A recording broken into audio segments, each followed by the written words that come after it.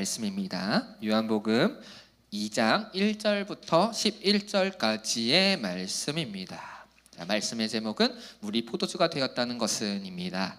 우리 제가 또 빠르게 한번 읽어드리도록 하겠습니다. 사흘째 되던 날 갈릴리 가나에 혼례가 있어 예수의 어머니도 거기 계시고 예수와 그 제자들도 혼례의 청함을 받았더니 포도주가 떨어진지라. 예수의 어머니가 예수에게 이르되 저들에게 포도주가 없다 하니 예수께서 이르시되 여자여 나와 무슨 상관이 있나이까 내 때가 아직 이르지 아니하였나이다. 그의 어머니가 하인들에게 이르되 너희에게 무슨 말씀을 하시든지 그대로 하라 하니라. 거기에 유대인의 정결 예식을 따라 두세 통 드는 돌 항아리 6이 놓였는지라. 예수께서 그들에게 이르시되 항아리에 물을 채우라 하신즉 아귀까지 채우니 이제는 떠서 연회장에게 갖다 주라 하시매 갖다 주었더니 연회장은 물로 된 포도주를 맛보고도 어디서 났는지 알지 못하되 물 떠온 하인들은 알더라. 연회장이 신랑을 불러 말하되 사람마다 먼저 좋은 포도주를 내고 취한 후에 낮은 것을 내거늘 그대는 지금까지 좋은 포도주를 두었도다 하니라. 예수께서 이 첫 표적을 갈릴리 가나에서 행하여 그의 영광을 나타내심에 제자들이 그를 믿으니라. 아멘. 자, 여러분들 혹시 표적이라는 단어의 뜻을 아나요? 표적? 네. 기침. 괜찮니? 괜찮아. 표적이라는 뜻 알아요? 표적이라는 뜻 아는 사람 손. 표적. 없니? 크게 두 가지의 의미를 가지고 있어요. 하나는 총이나 활 쏴가지고 맞추는 그런 표적, 이거 하나가 있고요. 또 다른 거 하나는 어떤 사인, 그런 거예요. 뭔가를 보여주는 거, 이게 진짜라는 걸 보여주는 거, 이런 것들을 표적이라고도 합니다. 자, 오늘 본문을 보면요, 예수님이 하나의 표적을 보여주셨어요. 자, 그게 뭔지 한번 좀 알려드릴게요. 지난주에 우리 광야에서 예수님이 시험 받았다라는 걸 들었을 거예요. 그렇죠? 기억나요? 총 3가지의 시험이었어요. 하나는 의식주 먹고 사는 문제 시험이었고요. 돌을 떡으로 만들어서 먹어라. 두 번째는 뭐였냐면은 정체성에 대해서입니다. 높은 곳에서 딱 성전 위로 올려 데려간 다음에 그래서 한번 떨어져 봐라. 야, 그러면 너가 사자가 와서 딱 보호해주면 너 진짜 하나님의 아들이고 아니면 아니겠지. 한번 시험해봐라 라고 했었던 정체성에 대한 시험 두 번째. 마지막은 우상이에요. 우상 알고 있네? 기억했네? 마지막 우상이에요. 세계 만물을 쫙 보여주면서 나한테 절만 해라. 그러면 네가 왕이 될 수 있어. 네가 그걸 다 가질 수 있어. 너 원래 이 땅 가운데 와가지고 왕으로 살려고 온 거잖아. 야, 나한테 고개 한 번만 까딱 껴. 그러면은 내가 그렇게 해줄게 라고 하는 자기의 삶의 최종 목적, 그것을 위해서 하나님이 아닌 다른 존재를 쉽게 믿어라 라고 이야기하는 유혹이었어요. 근데 예수님이 뭐라고 했다고요? 이 모든 거를 말씀으로 다 물리치셨습니다. 자, 그래서 이제 예수님이 깔끔하게 마귀를 짓밟아 놓고 그 다음에 광야에서 가나 쪽으로 쓱 넘어오십니다. 가까워요. 광야와 되게 가깝습니다. 한번 사진 한 번만 보여주세요. 자, 여기를 보면요, 맨 위에 하얀색 박스가 가나예요. 가나 지역이에요. 한번 좀 보여줄게요. 여기 보면은 여기가 가나고요. 광야는요, 이쪽에 광야가 있어요. 그리고 이쪽도 광야가 합니다. 어딘지는 정확하게 추론은 안 됐는데 많은 학자들은 요쯤이라고도 많이 봐요. 유대 광야 쪽이다 해가지고. 그래서 여기서 이렇게 올라간 거예요. 그래서 가나 쪽으로 갔습니다. 자, 나사렛 쪽으로 다시 한번 돌아간 거죠. 자, 그 다음에 거기 돌아가서 저 가나에서 한 결혼식을 참석을 합니다. 내려주셔도 됩니다. 자, 이 결혼식은요, 아마 예수님의 친인척 결혼식인 것 같아요. 왜냐하면 예수님의 어머니인 마리아가 같이 있었다고 그러거든요. 그러니까 마리아가 같이 있었다는 거는 예수님이 이제 잘 아는 친인척일 거예요. 나사렛 쪽에서 살면서 뭐 알고 있었던 사람이던가. 이거 큰일 났다. 말씀노트 적어야 되는데, 그치? 주소 줄까? 네. 그래. 주소 주면 얼마? 없어? 너무한 거 아니냐? 그래도 해줄게. 말씀노트 적어야 되니까. 어쨌건 그렇습니다. 자, 이곳에서 결혼식이 열렸어요. 근데 전통적으로 보면요, 결혼식에는 포도주가 아주 중요한 역할을 해요. 그래서 그게 빠지면 안 됩니다. 없으면 안 돼요. 근데 보니까 포도주가 다 떨어지기 시작합니다. 자, 그러니까 이제 신랑 측은 난리 났습니다. 이거 어떡하냐, 망했다, 우리 결혼식 잘 진행돼야 되는데 큰일 났다, 막 발 동동 구르고 있는 거예요. 근데 예수님의 친인척이라고 그랬죠. 그러니까 어머니도 아는 그런 친척 관계나 아주 가까운 사이라는 거예요. 그래서 어머니가 이걸 보면서 예수님한테 슬쩍 이야기해요. 저 혹시 좀 도와주면 안 되겠니? 아마 예수님이 12살부터 아주 지혜로운 모습이 성경에 많이 나오거든요. 그러니까 아주 지혜로운 그런 모습을 가지고 있었기 때문에 아마 어머니가 그렇게 요청을 했을 것 같아요. 그래서 예수님이 그걸 딱 듣습니다. 근데 예수님이 뭐라고 했느냐? 되게 섭섭한 말을 합니다. 한번 요한복음 2장 4절 한번 띄워주세요. 예수께서 이르시되 여자여 나와 무슨 상관이 있나이까? 자, 나와 무슨 상관이 있습니까? 혹시 그 영어 표현 그거 알아요? It's not my business. 이 표현 알아요? 이게 무슨 뜻이에요? 내 알 바 아니야. 맞아요. 그 표현이에요. 내가 무슨 상관이 있습니까? 이거와 내 일 아니에요. 내 비즈니스 아니에요. 그러면서 내 때가 아직 이르지 아니하였나이다 라고 이제 거절하는 듯한 표현을 합니다. 자, 근데 노란색을 내 때라고 했죠. 내 때라는 표현이 이것을 해석하는 아주 중요한 단어예요. 자, 내려주셔도 됩니다. 자, 거절한 듯한 것 같아요. 근데 바로 다음 구절에 마리아가 이렇게 얘기해요. 하인들 불러서 예수님이 시키는 대로 해라 라고 이야기해요. 자, 이거 뭐야? 저 표현을 했는데 마리아는요 허락의 느낌으로 인식을 한 거예요. 말이 안 되잖아. It's not my business. 내가 왜요? 막 이랬는데. 자, 왜 저런 표현이 그 중간에 들어갔을까? 내 때. 자, 예수님의 때라는 거는요, 예수님이 십자가에 달려 죽으시고 부활하셔서 왕이 되는 그 시점을 이야기합니다. 내 때라고 한 거는요, 예수님이 구원자로 세워지는, 그 완벽하게 그것을 해결해내는, 우리 죄의 문제를 해결해내는 그 사건, 십자가와 부활 사건을 끝내는 그 시점을 이야기를 해요. 내 때. 자, 그러니까 그 내 때가 아직인 거예요. 근데 성경을 보면요, 예수님과 우리들의 관계를 어떻게도 표현하느냐, 부부관계로도 표현을 합니다. 예수님을 신랑으로, 그리고 우리를 신부로라고도 표현해요. 그러니까 저 내 때라는 거는요, 아마 그것을 이야기를 했을 것 같아요. 결혼식장인데 이 결혼식은 아직 나와 너희들의 결혼식은 아니다. 나와 너희들이 함께 결혼할 그때가 있어.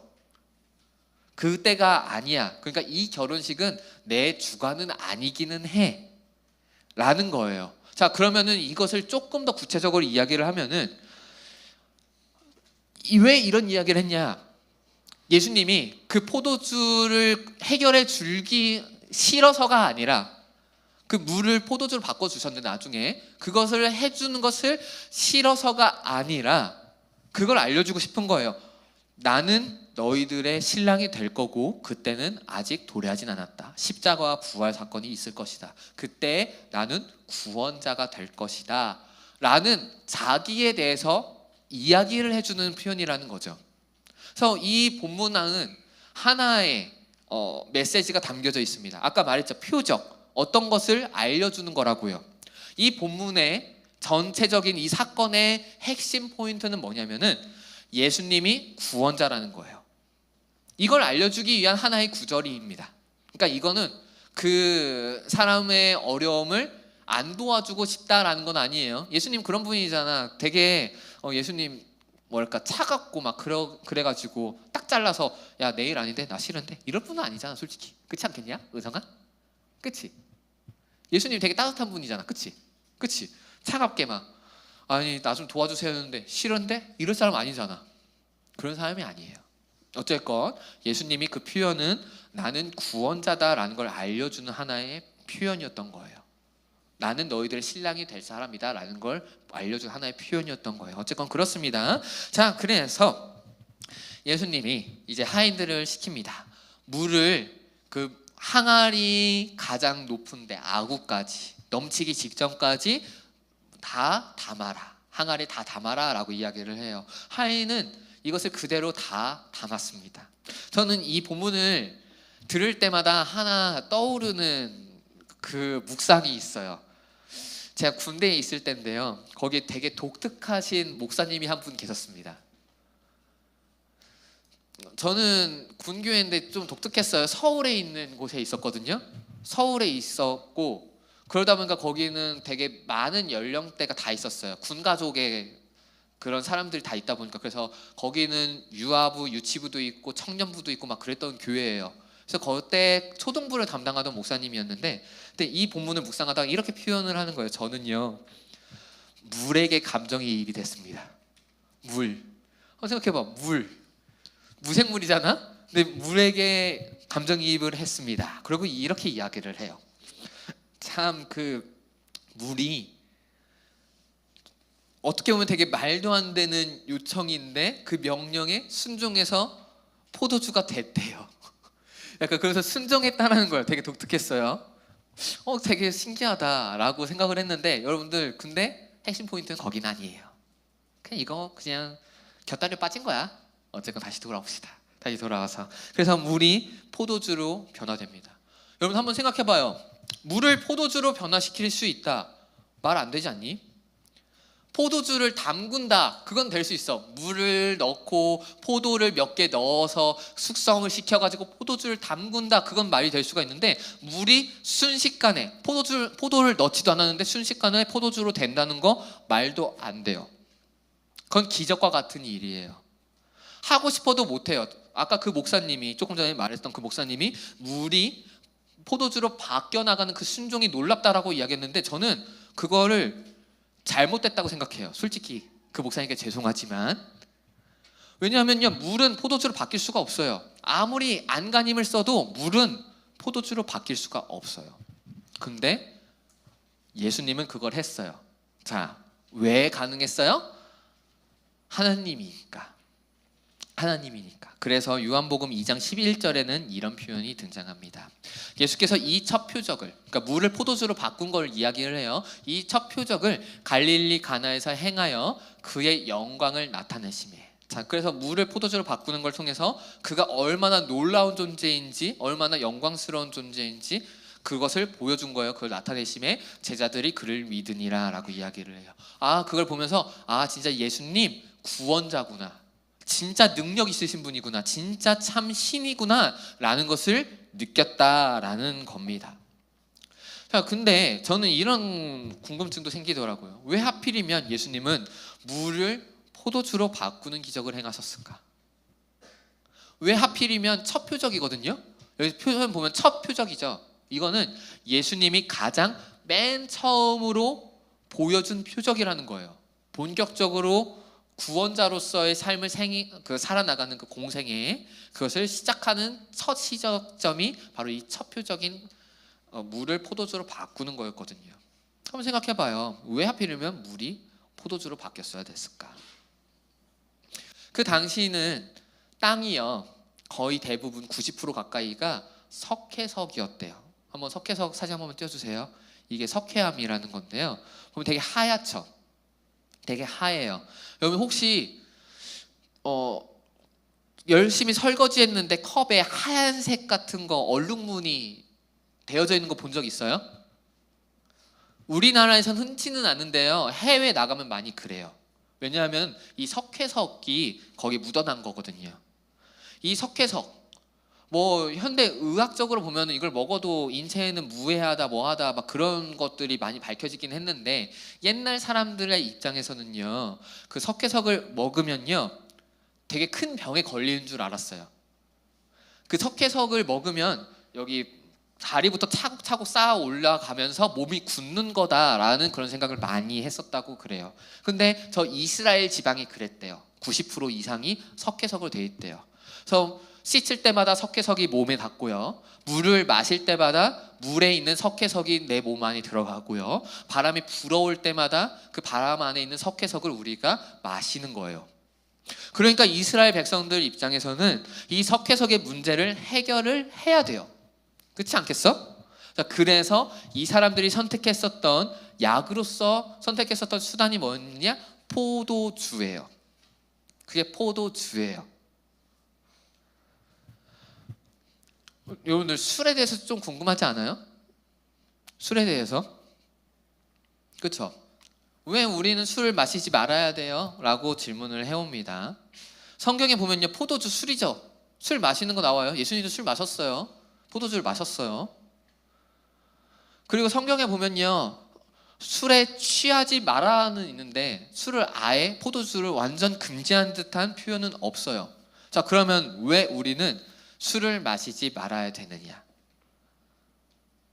자, 먼저 첫 번째로, 여러분들 술을 많이 마신 사람들의 모습을 본 적 있어요? 본 적 있죠? 있죠? 있는 애들 좀 이상한 건데. 있죠? 거기 보면요, 몸을 못 가눠요.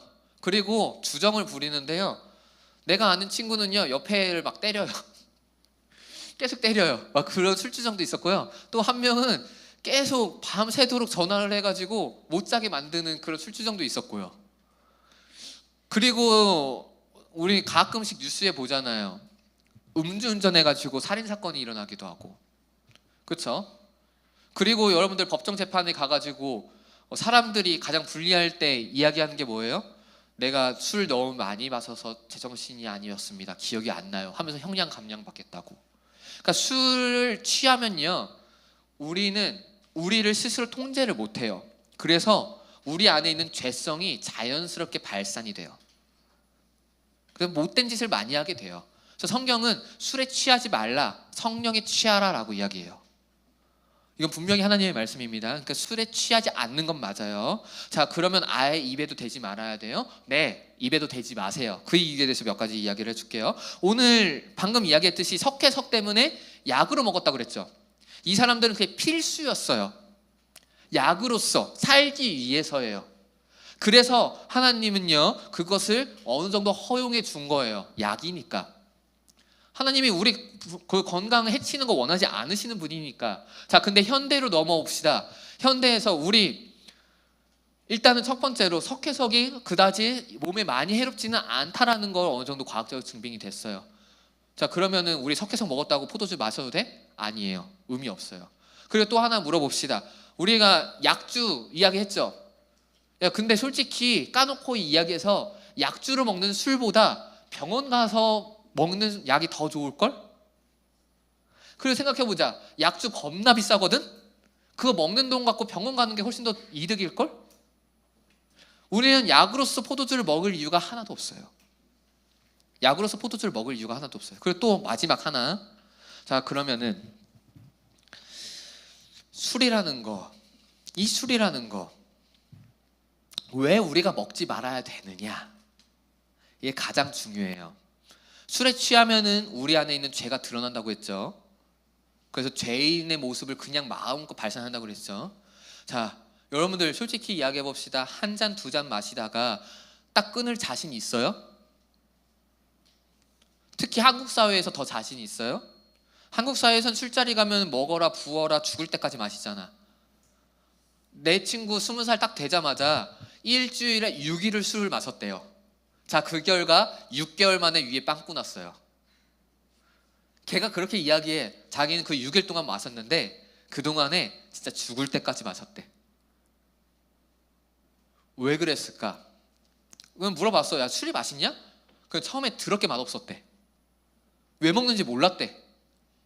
근데 그 주변 분위기 때문에 한 잔 한 잔 마시다가 같이 마시다가 이제 처음에 조금만 마셔야지 하다가 많이 마시게 된 거예요. 우리는 안 그런다는 자신이 있어요? 난 자신 없어요. 나는 한두 잔 마시고 절제를 할 수 있다는 자신은 없어요. 그러면 게임도 그렇지 않아? 게임 찐막이야. 찐찐막이야. 찐찐찐찐찐막이야. 그러다가 언제까지 날 새잖아. 그렇지 않냐? 술도 마찬가지예요. 그러니까 아예 술을 안 건드는 게 좋다. 처음부터 마시지 않는 것이 가장 좋다예요. 왜냐하면 내가 술 중독이 될지 안 될지 모르잖아. 그러니까 아예 안 건드는 게 좋다라는 거예요. 그게 우리의 신앙에서 하나님 앞에서 우리들의 죄를 최대한 억누를 수 있는 아주 좋은 방법이라는 거예요. 그러니까 여러분들 술 마시면 된다 안 된다? 안 된다. 오케이? 자, 그렇습니다. 어쨌건 술 얘기가 나와서 자, 그래서 이 술 다시 돌아서 예수님이 물을 포도주로 바꾸셨습니다. 근데 이거는 저는 그런 의미가 있다고 생각해요. 아까 말했듯이 포도주는 석회석이라는 안 좋은 것을 중화시키는 거예요. 중화시키는 일이에요. 자, 이거를 우리들로 적용시켜 봅시다. 우리 안에 모두 다 죄가 있습니다. 살면서요, 이 사람들이 어쩔 수 없이 석회석을 먹을 수밖에 없었던 것처럼 우리 또한요, 우리는 원죄라는 걸 가지고 있어서 본성이 악해서, 그래서 우리는 모두 다 죄를 가지고 있어요. 자, 문제는 그거예요. 이 죄를 우리는 해결할 수가 없어요. 자체적으로 해결을 할 수가 없어요. 석회석이 몸에 들어가면은 이렇게 빠져나오지 않는다라고 생각했었던 그 사람들과 동일하게 우리 또한 그 죄는 우리의 힘으로 해결을 못해요. 그럼 외부의 힘을 구해야 되는 거죠. 그렇죠? 자, 그것이 바로 예수 그리스도예요. 예수님은요, 물을 포도주로 바꾸면서 나는 그럴 존재다라는 걸 보여주는 거예요. 내 능력은 물을 포도주로 바꿀 수 있는 능력이 있고, 또한 동시에 포도주가 그 안에 있는 석회석을 없애주듯이 내가 물을 포도주로 바꿔서 너희들에게 준다. 너희들의 죄를 해결할 포도주를 내가 놀라운 기적으로, 물을 포도주로 바꾸는 것 같은 그런 놀라운 기적으로 너희들에게 그 죄를 해결할 수 있는 포도주를 줄게. 이런 의미라고 저는 생각을 합니다. 마가복음 2장 17절 한번 봐보도록 할게요. 이게 제가 휴가가 있는 동안 지지난주에 여러분들 받았던 말씀일 건데, 예수께서 들으시고 그들에게 이르시되 건강한 자에게는 의사가 쓸데없고 병든 자에게라야 쓸데있느니라. 나는 의인을 부르러 온 것이 아니요 죄인을 부르러 왔노라 하시니라. 아멘. 맞아요. 우리 모두 다 병든 자예요. 우리 모두 다 죄인이에요.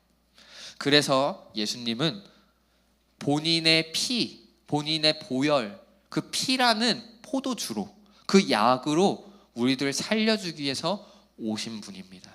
우리 모두 다 예수님이 필요해요. 죄를 해결 못하니까. 이 죄는 결국은 우리를 죽음으로 몰고 가거든요. 결국은 우리들의 삶을 다 무너뜨리고 망가뜨리거든요. 이런 것을 안타까워해서 의사로서, 그리고 기적을 베푸시는 이로써 그 포도주를 우리들에게 주기 위해서 이 세상 가운데에 오셨다라는 겁니다. 자, 그래서 이 가나 혼인잔치, 이 사건은 크게 두 가지의 메시지를 던지고 있습니다. 하나는 예수님은 물을 포도주로 바꿀 수 있는 능력을 가질 정도로 아주 위대한 신이다, 참신이다라는 거. 자, 두 번째는 나는 너희들의 죄를 해결해 주기 위해서, 너희들의 망가진 그 모든 것들을 고쳐주기 위해서 약을 주러 온 의사이다 라는 두 가지예요. 자, 이게 두 개를 결합해서 하나로 정리하면 이겁니다. 나는 너희들을 구원해 줄 구원자다, 메시아다. 너희들의 죽음에 빠진 것을 살려줄, 영원한 생명을 줄 유일한 구원자다 라는 것을 이 가나 혼인잔치를 통해서 보여주고자 했던 겁니다. 자, 이런 예수님을 우리가 믿었으면 좋겠습니다. 붙들었으면 좋겠습니다. 여러분들의 인생 가운데 무너져 있는 부분이 있을 거예요. 누군가는 인간관계가 깨지기도 하고요. 신학적으로 이야기를 할 때요, 사람이 회복해야 되는 영역이 총 4가지가 있다라고 이야기합니다. 총 4가지요. 하나는 뭐냐면요, 하나님과의 관계, 이걸 회복해야 된다고 이야기합니다. 그 다음에는 사람 간의 관계예요. 이웃 간의 관계고, 자, 세 번째는 뭐냐면 나 스스로와의 관계예요. 내 자존감의 문제인 거죠. 내가 어떤 존재인지. 그리고 마지막 4번째는 뭐냐면 자연과의 관계예요. 이 세상과의 관계. 우리가 잘못해서 지구 온난화 오고 다 망가지고 그런 거잖아요. 그것을 관계를 회복해야 된다고 해요. 신학적으로 우리가 죄로부터 회복시켜야 될 4개의 그런 관계다라고 이야기를 합니다. 첫 번째 뭐예요? 하나님과의 관계. 두 번째 이웃과의 관계. 세 번째 나 스스로와의 관계. 네 번째 세상과의 관계예요. 여러분도 한번 생각해 보세요. 이것 중에 무너져 있는 거 분명히 있을걸요? 그쵸? 분명히 무너져 있는 거 있어요. 예배 자리 가운데 왔는데, 예수님 앞에서 나왔는데 관계가 안 좋아. 그래서 기도도 안 나오고 찬양도 안 나오고 예배가 참 드리고 싶지도 않아. 이럴 때 하나님과의 관계가 무너져 있는 거예요. 자, 두 번째 이웃과의 관계. 맨날 내가 가는 데마다 싸움이 일어나. 가는 데마다 막 그 피투성이야. 자, 그러면은 그걸 바꿔야 돼요. 자, 세 번째, 나 스스로의 관계. 자존감이 막 떨어지는 것도 문제인데, 그런데 너무 높은 것도 문제예요. 내가 무언가 뛰어나다라고 막 너무 교만해진 것도 문제예요. 그것도 한번 고민해 보세요. 마지막 세 번째는 내가 자연을 얼마나 사랑하고 있는가, 내가 자연을 회복시키기 위해서 얼마나 노력하고 있는가. 이게 네 번째예요. 이걸 무너져 있을 거예요. 자, 근데 이 네 개를 회복시켜줄 하나의 약, 유일한 약이 하나가 있습니다. 바로 예수 그리스도십니다. 구원자이십니다. 이분을 믿었으면 좋겠어요. 이분을 붙잡았으면 좋겠어요. 그럼 그분이 우리의 삶을 다시 한번 회복시켜 주실 거고, 그것뿐만이 아니라 죽음에 들어갈 수밖에 없는 우리들을 천국으로 인도해 주실 분이 바로 예수님입니다. 그러니까 우리가 이분을 더욱더 사랑하고 의지했으면 좋겠습니다. 아시겠죠? 말씀을 맺겠습니다. 예수님은 이 세상 가운데 오셔서 십자가와 부활 사건뿐만이 아니라 무수히 많은 기적을 통해 본인이 구원자임을 우리들 가운데 보여주셨습니다. 첫 표적에서 보여준 거는 너희들 포도주를 약으로 먹지, 내가 그거를 만들어 줄게. 너희들의 죄, 그 치명적인 그 병인 이 죄를 해결할 수 있는 약, 내가 너희들 가운데 왔어. 나를 구원자로 믿어라, 나를 따르라. 그러면 내가 너희에게 약을 줄게. 그러니까 너희들은 나를 믿었으면 좋겠다라고 예수님은 우리들 가운데 그렇게 말씀을 하신 겁니다. 여러분들, 이런 예수님 믿으십니까? 우리 이런 예수님을 믿으면서 우리의 무너져 있는 삶을 다시 한번 하나하나 회복시키고, 그래서 건강한 삶으로